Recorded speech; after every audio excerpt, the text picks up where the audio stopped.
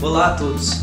Vamos falar um pouco sobre alguns importantes conceitos para a compreensão do ensino de história.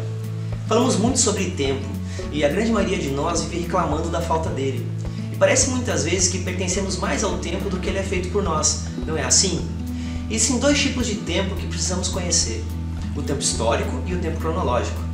Vamos imaginar que o tempo é uma criação cultural e todas as sociedades ao longo da história o enxergaram, se apropriaram dele, pensaram e se relacionaram com ele de muitas formas.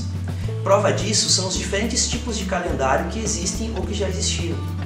Então o tempo cronológico é o tempo do relógio, os dias, semanas, meses e anos do calendário.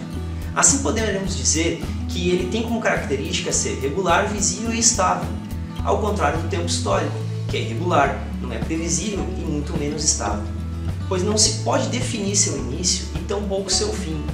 Assim ele tem passado, presente e futuro e suas muitas mudanças e rupturas. Vamos falar agora de um outro conceito importante, a memória.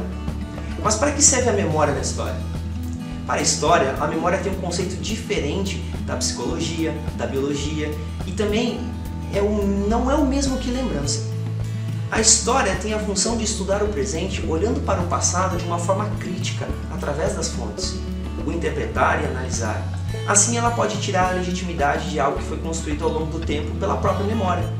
Já a memória é algo referente ao passado que está sempre sendo guiado pelo presente, pois busca nas lembranças das pessoas, sem passar muitas vezes por pesquisa e por um olhar crítico do historiador, podendo assim também haver interesses e jogos de poder em sua verdade. Assim, é muito possível a memória esconder os fatos que lhe convém. Mas que diferença podemos encontrar em história e memória? A história refaz o passado, o constrói com um olhar crítico, tendo como base referenciais teóricos e metodológicos. Enquanto isso, a memória compartilha um conjunto de lembranças de um determinado momento do passado, que está muitas vezes solidificado e em um olhar de mundo do tempo presente, e sem qualquer discussão teórica ou algum senso crítico. Logo, a história usa as memórias para pensar no tempo passado, porém afirmar que elas são história está equivocado. É importante definir que lembrança é algo individual, que você viveu, embora seja compartilhada com os outros. Enfim, a memória pode ser coletiva e compartilhada por todos, mesmo não sendo uma lembrança individual, parte de um coletivo de pessoas. Ela pode estar personificada em um personagem, um indivíduo ou aos chamados lugares de memória, museus e até mesmo datas comemorativas. Além disso, é muito importante destacar que os grupos no poder passam a sua identidade de memória, pois ela está sujeita a mudanças culturais e políticas no tempo presente. Porém, o que vai dar suporte à nossa identidade é lembrar de nosso próprio passado, pois nossas memórias são parte de quem somos e nós não a perdemos. Para finalizar, lembre que toda narrativa de memória é seletiva, pois lembrar de tudo é muito difícil.